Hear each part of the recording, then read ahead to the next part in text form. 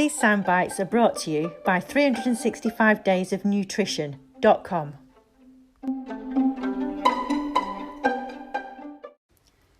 I took the opportunity to chat with Hayley Plummer, who contributes to 365 Days of Nutrition. And we are chatting here about balanced eating, or also known as intuitive eating. During COVID-19, it really is important to keep ourselves in a good space, both with food and our mental state. When we are going through stress or a huge change especially, it is important to look after ourselves. This podcast was brought around to help people going through tough times to find small stepping stones or to find another route through. And I produced 365daysofnutrition.com, which is a great solution to building better nutrition one small step at a time. And so the information that Hayley provided here is super useful.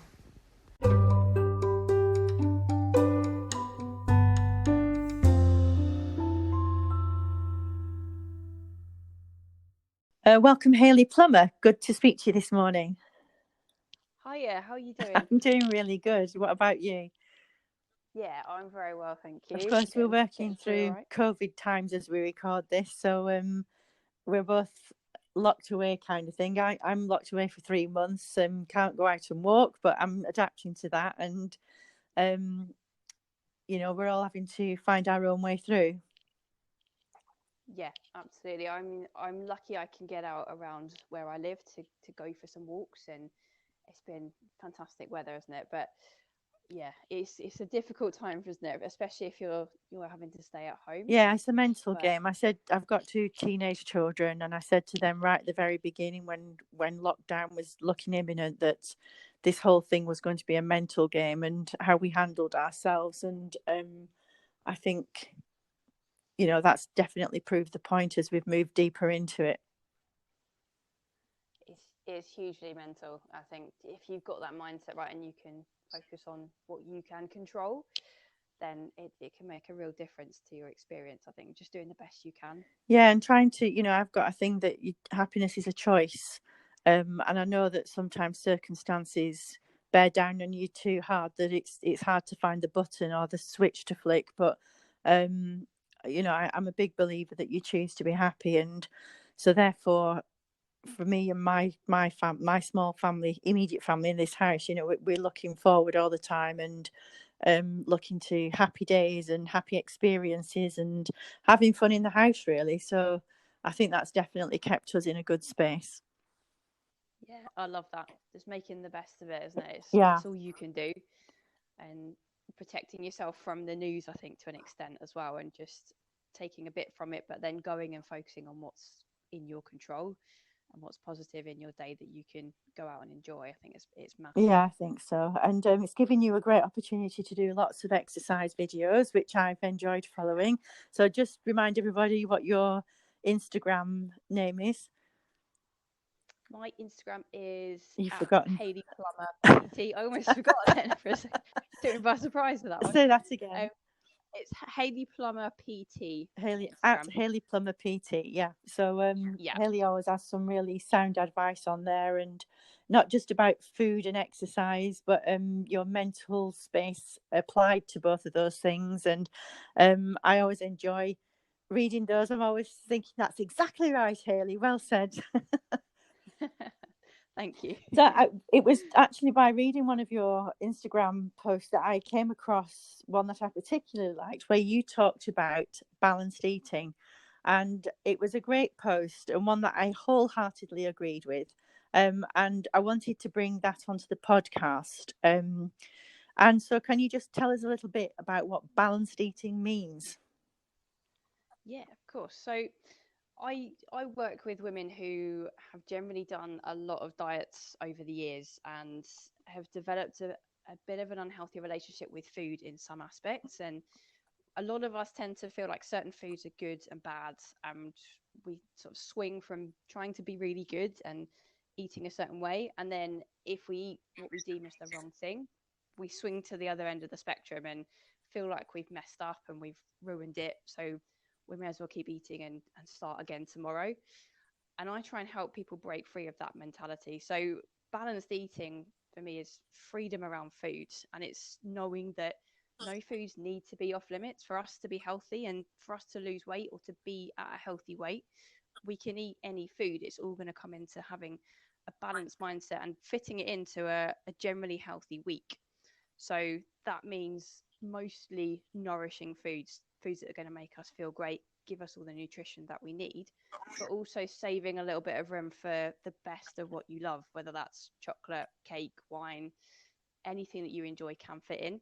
I think when you have that mindset around it and you understand that all of those foods are okay, then it leads to a much healthier relationship with food and much better progress in the long run with health and with weight loss.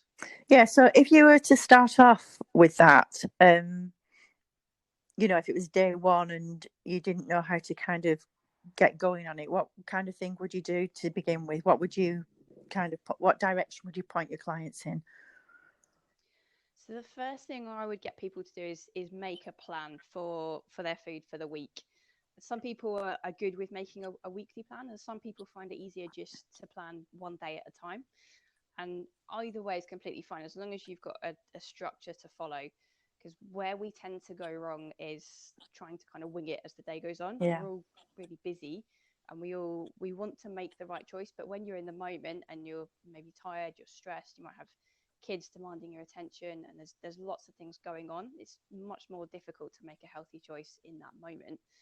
But if you've got a plan and you are going by the default of choosing foods that make you feel great, knowing that you're looking for protein in each meal is something that I recommend people have. And then lots of fruit and vegetables, some just natural foods. I think most of us generally know roughly what we should be eating, Yeah. what's best for us, but it's generally just making that choice in the moment. So planning ahead is so helpful for that, to have that structure. And then over the course of a week, what I work on with clients is actually deliberately fitting in maybe 2 or 3 of their favorite foods, whether that's a meal out or maybe a takeaway at the moment, whether that's a bit of cake, a bit of chocolate, but planning it in so that you can consciously enjoy it and you know that it fits and there's no guilt around it. It fits into your day. And then moving on with the next choice, making sure you've got another healthy option planned for your next meal, and then continuing on with that process. So it's a very deliberate process rather than reacting in certain situations. Yeah. So I think, I'll be quite honest and say I'm super well organized when it comes to my week shopping. I've got meals planned and everything. But when it comes when it comes to breaking down the day, I don't tend to do that. I know that I've got a meal somewhere in the cupboards that I've already got in from my shopping for the evening meal. But during the day can go dreadfully awry for myself. So I absolutely hate to admit this, but I've just kind of registered that in my head only recently, that I just need to be a bit more organised during the day. That's going to help me a lot for sure. Absolutely, yeah. It's a very common thing. I think we often plan dinners. We have an idea of what we're having for that meal, but in the day we sort of just sometimes make it up as we go along.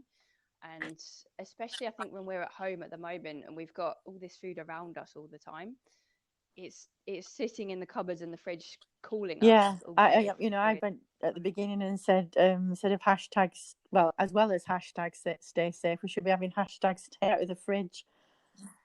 Yeah. Because that's what I was watching my children doing it. I had to make them aware what was going on, and the fridge door was opening and closing, opening and closing. So yeah, you kind of have to. It's about being conscious as well, isn't it? All that kind of behaviour that I was seeing my kids doing right at the very beginning, and in some part for myself as well. It's just comforting yourself, or boredom, or not knowing what to do next. So I'll just have something to eat while I make my mind up. All that kind of thing goes on. Absolutely, yeah. We're creatures of habit naturally, and it's really normal to go to food in various situations, whether it's boredom, whether it's because you're feeling a bit tired and you need a bit of energy, whether it's just comfort because you're a bit stressed out or you've got something to do and you're not sure how to do it. There's many reasons that we go for food, and it's partly a case of knowing that that's completely normal and okay, but it doesn't make you feel great after. So if we can take a step back from that and be more intentional ahead of time, have a plan in place for the day, then it makes it much easier to stick to that plan when you're in the day and you're getting these little cravings to head to the fridge. If you know you've got your meal planned for lunchtime or dinner, you've got maybe a snack planned in between that time, it's easier to go for that choice. And I also encourage clients just to be really aware of how they're feeling in terms of, is it physical hunger or is it emotional hunger? And I think if you can take a step back and just assess, what are you actually feeling in that moment when you're about to head to the fridge or the cupboard? Is it actual hunger in your stomach, or is it a case of you're just craving something, or it's just an automatic habit to head to the cupboard at that time? And if you can just detach from that, have a glass of water and give yourself 15 minutes before you go and eat that food, very often that's enough for you to lose that craving. You become distracted by something else, the feeling starts to fade away, you maybe get on with another task, and you suddenly realize that it's an hour later and you feel fine. So that intentionality with it, in terms of both planning and then in terms of just taking a step back in the moment, can make a big difference to how your day pans out. Well, and I think, we're going through COVID times, and that's a great piece of advice for where we find ourselves right now. It's a great way to look after ourselves. So balanced eating, once you've really got into it, can help us not only feel better mentally, but physically as well. And while we've got the time to be able to afford to do that, to actually take the time to think about what you're doing, I can see that would be a great way to approach COVID times while you're locked up inside. Yeah, absolutely. It's a good time in a way to focus on your nutrition and just having that plan, because we have got a little bit more time just to sit down and think about what we can eat that day. And then it's a great time to be practicing having the structure to follow, and also consciously dealing with the cravings and the habits that crop up and can sometimes throw you off track. Right now, if you're just spending that bit of time planning and then taking a step back and just assessing whether it's hunger or not, it does build some really good habits that you can then transfer into normal life when we get back to our normal Well, working while we're normal going days. through this as well, I can see that being a really good discipline to create a nice routine. It just keeps you on the straight and narrow. It's another pointer at keeping your mental clarity and keeping you in a good space, because you're looking after that aspect of your life and body, and it's a discipline you can follow. Yeah, exactly. And you feel more in Yeah. control with it then as well, I think. And that's something that's so important right now when we're very much out of control in terms of what's happening with the coronavirus, and when we'll be out of lockdown, and there's a lot of uncertainty about that whole situation, and we can't do anything about that. But what we can do something about is our actions in our houses each day, and how we're taking care of our bodies and how we're planning our nutrition to both have as much health and quality food as possible, but also then to feel more in control and to build some great habits that can really make a difference for the rest of our lives if we Yeah. come out of it with some practice on And that. breaking habits really that have been created over a lifetime, especially if you're older, they're hard to tackle. Many people are both not only overhauling how they eat for optimum health, but they're also turning to food for comfort during these times, and not always recognizing that's what's happening. So breaking habits created over a lifetime, how do you tackle that? It's just getting into the right frame of mind, but it's tough going. Yeah, exactly. It stems right back to the way that we think, and very often we have these automatic thoughts that create the habits that we don't like, but we don't realize that we can change it if we dig back deep enough to the thoughts that are kicking it off in the first place. And very often I find with clients that people will come to me and identify themselves as an emotional eater. And so if we're believing that we are an emotional eater, we tend to actually think in the moment that we're going to emotional eat, because that's what we do. So when we get stressed out, we have the thought of, I always eat when I'm stressed. So we go and we eat when we're stressed. And then what happens is that because we've chosen that option straight away, we don't tend to give ourselves the time to actually just sit and take a step back and try and work through those emotions in a different way. We tend to just go down the road of Yeah, what so we we're know. eating to kind of smother the emotion out, really.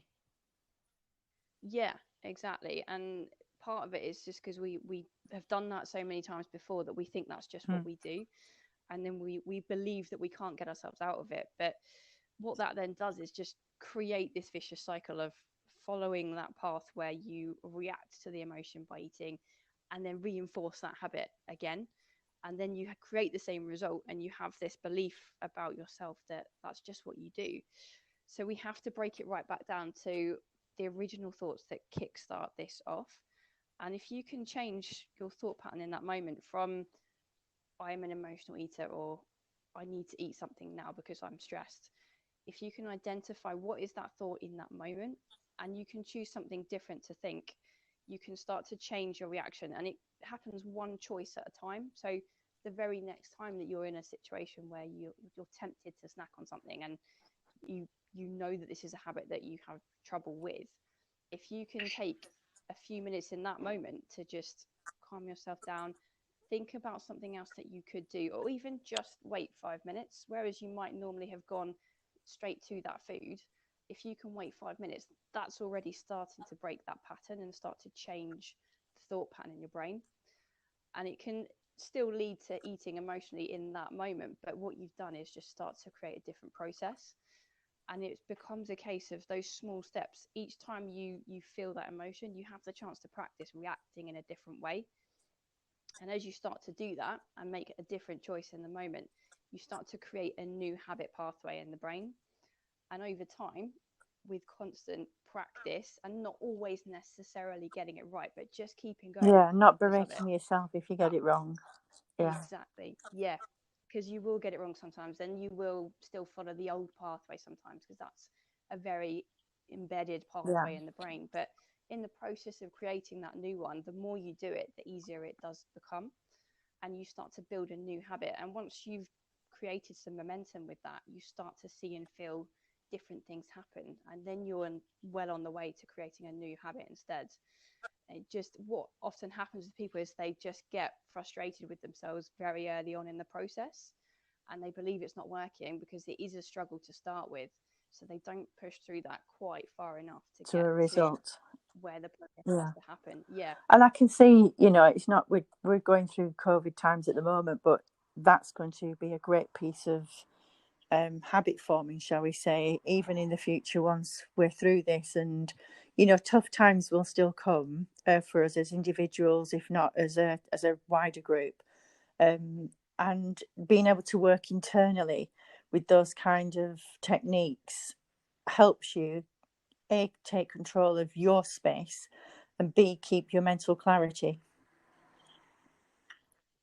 Yeah, it really does. And I think if you can be intentional with it, again, I think going back to what we were talking about before, if you have that chance ahead of time to practice thinking how you want to react in the situation before you get to it. Well, it's recognizing that's happening, actually, isn't it? Because oftentimes when you were saying it, sometimes you just don't know that you're eating for an emotional you don't know the emotions have kicked it off. You don't know you're in an emotional state sometimes because you've done it so many times. It's just natural to you. And it's recognizing that that's happening in the first place, to be able to stamp on it and say, oh, okay, hold on a minute, let's make a different choice here. Yeah, it does. It feels automatic sometimes, doesn't it? It's just, it's so engrooved, and that's very, very normal. So what I often do with clients in that situation is work through things after they've happened. So for example, I had a client this week who she'd been doing really, really well, but she had a binge episode on Sunday where everything just got overwhelming, and she felt like she'd fallen off the wagon that afternoon and just eaten a lot of food she didn't want to eat. So we go through a process called break the chain, and we have a worksheet just to go back over what happened on that day. What was she thinking and feeling in the moments before that kicked off? And often after the event, you can just reflect on it, and you can find that there were certain things that happened that made you start to think and feel that it's just giving you much more awareness. Yeah, it's analysing that and then taking a lesson from it is so valuable. And very often we don't do that because we're too busy beating ourselves up for it, and we just want to brush it under the carpet. But if you've recognised it, like you've just spoken about, and especially if she's had the fortunate to be able to speak to you about it. It's been dragged out into the light, and then the very next time that it happens, there's a recognition of it. Even if you miss it, it doesn't matter. You've recognised it yourself, ready to stamp on it the next time it comes. Yeah, it's looking at it like a Yeah, detective and well, because work your out what's mind's a happened rather sneaky than little sucker, quite frankly. It creeps up on you in the most ridiculous places. It tells you things that aren't always true. And we kind of grew up believing all of that, and actually learning that every thought that comes in your head isn't yours or yours to keep or whatever. You can just bat it right out of the park. Is a huge lesson. Because you've got this non-stop, I have anyway, I don't know about anybody else, but I've got non-stop chatter going on. I've got a firework display mind, and sometimes, like reaching for something, it doesn't always get through that I'm doing that. Because I'm so, my brain's going with everything else that's going on. So there is a lot to be said for working through it with somebody like yourself, and dragging bad habits out into the open, shining the spotlight on them and finding a solution. Yeah, I think that's what I'd encourage anybody to do. And you can always do that, whether you work with a coach or not. You can always just work out what happened in that situation. When you find that you feel like you've messed up or fallen off track, firstly, don't beat yourself up or feel like you've messed up, but look back over that and see what happened there that kind of led down that path of overeating. What were you thinking?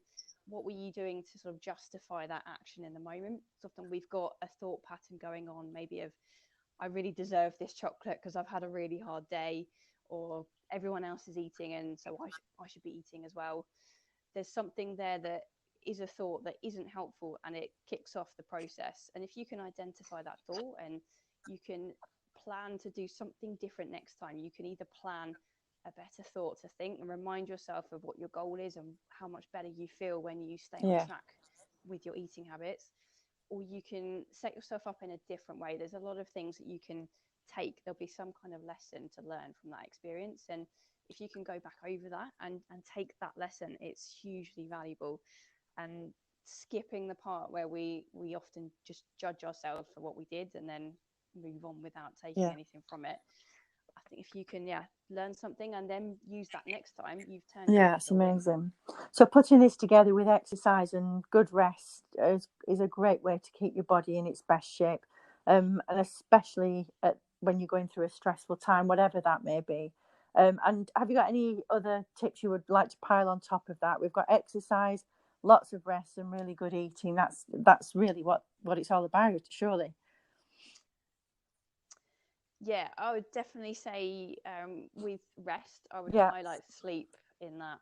It's so valuable to be getting good, consistent sleep right now for immune system, but also for just energy, for general health, for weight loss, for whatever your goal is. Like sleep is always going to And I help with think that. it's good to Basically, take it's very whatever much measures a you've got to process. do to be able to get yourself a decent night's sleep. There's a lot of people worrying at the moment, and that does disrupt your sleep. And I've been through years of that.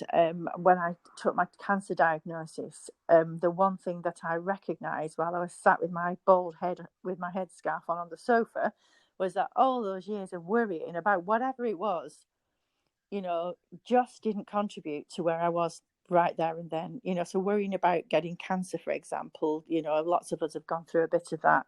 And there I was with it. And I recognised that all the worrying I'd done was not going to contribute in a positive way, one iota. And so that's altered my whole everything's now. I don't worry about things anymore. I'm just not doing that, because it robs you of your time, and robs you of your sleep too. So I think people out there that are struggling to sleep, we're not on a podcast about sleep, and there's a whole load of books written about it and a lot more expertise than we've probably got, but it's definitely worth fighting for, to put yourself in a much better space to get a good night's rest, because I've certainly benefited from that. I've had evenings where I've been smashing my head on my laptop at 2 o'clock in the morning. And when I look back, I think, what kind of work were you doing anyway at that time of night, or morning? It wasn't really constructive. So I'm very watchful of things like that now. Yeah, it's so important, I think, to just do what you can to get a good sleep routine. And And yeah, controlling your thoughts as well. Like if there are things coming in that you're worrying about that you haven't got that control over anyway, then there are different ways of looking at it, or just choosing to focus on something else that you can control. It can just be a case of moving on to a better thought. And one thing I've found has really helped a lot of people I've been talking to at the moment is just making sure that they're not on the news and social media in the last few hours before bedtime. Just detoxing from that and making sure that you're being intentional with that as well. You're maybe checking the news once or twice a day, checking social media maybe at a couple of set times a day is something that's working very well for a number of my clients at the moment. And then making sure that if you are checking those things and they're not having a brilliant effect on your mindset, how can we balance that out as well? Looking at nutrition, we balance out healthy eating with a bit of what we enjoy.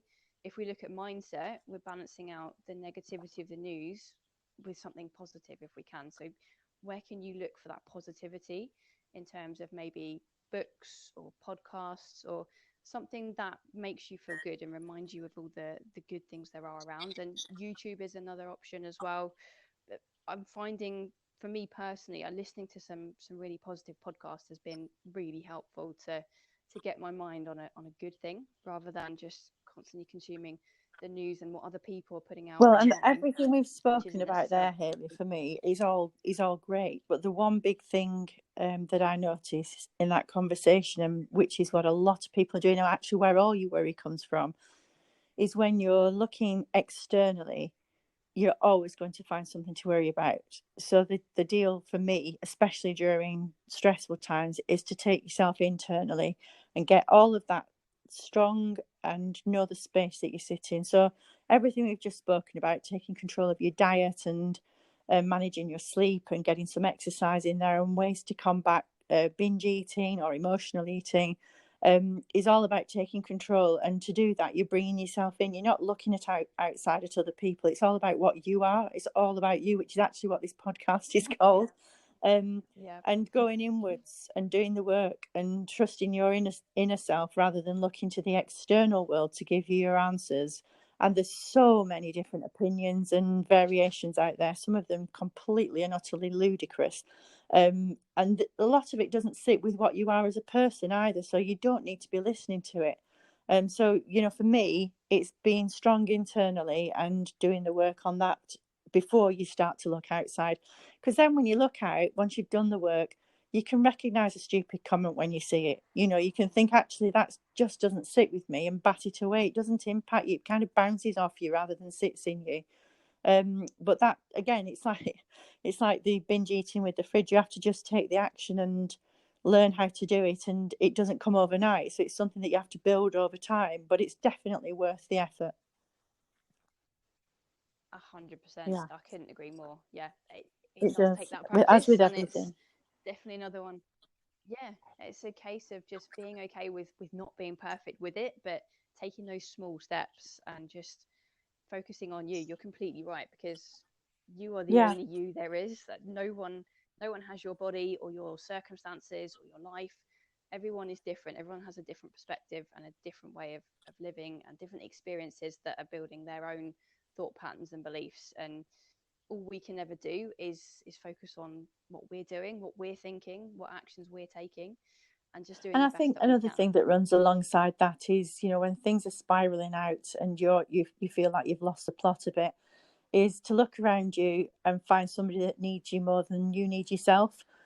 Giving to somebody else either time or going shopping for them or just a phone call or whatever it is always a good thing to do. There are always people worse off than you. And the antidote to everything for me is just to give. If you give, it just makes you feel so much better. And I find, I look around in the world and listen to the comments on Twitter and God knows where else. They're so utterly selfish and self-absorbed.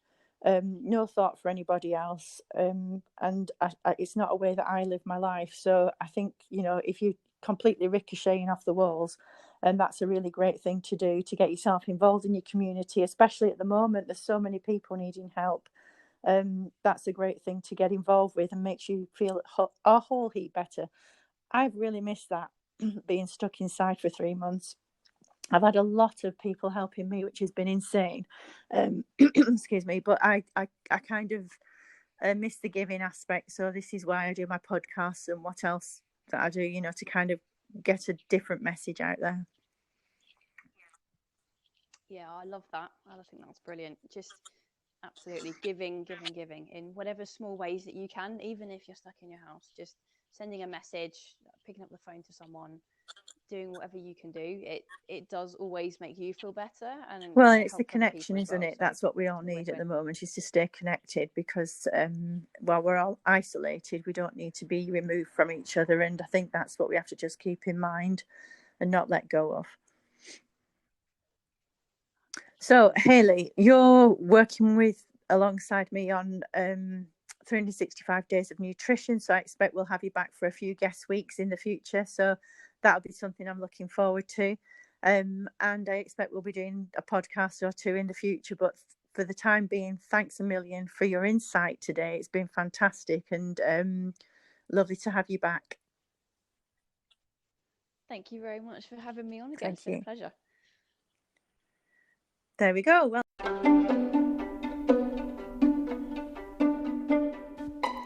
if you like this soundbite from 365 days of nutrition.com, comment on it, like it, or share it.